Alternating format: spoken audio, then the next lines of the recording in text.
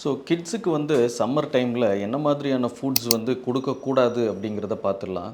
So ரொட்டீனாக வந்து இந்த ப்ராசஸ்டு ஃப்ரைடு ஃபுட்ஸ், அதாவது பர்கர்ஸ் அண்ட் ஃப்ரைட் சிக்கன், இந்த மாதிரியான ஃபுட்ஸ் வந்து கொஞ்சம் அவாய்ட் பண்ணிக்கிறது ரொம்ப நல்லது.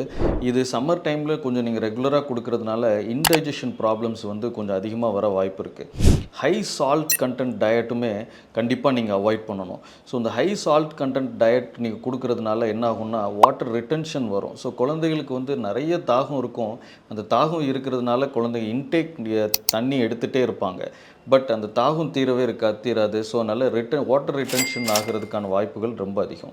ஸோ இது இல்லாமல் ஜென்ரலாக பார்த்திங்கன்னா அந்த சம்மர் டைமில் டைஃபாய்டு, மஞ்சள் காமாலை மாதிரியான நிறைய பிரச்சனைகள் வரவும் வாய்ப்பு இருக்குது.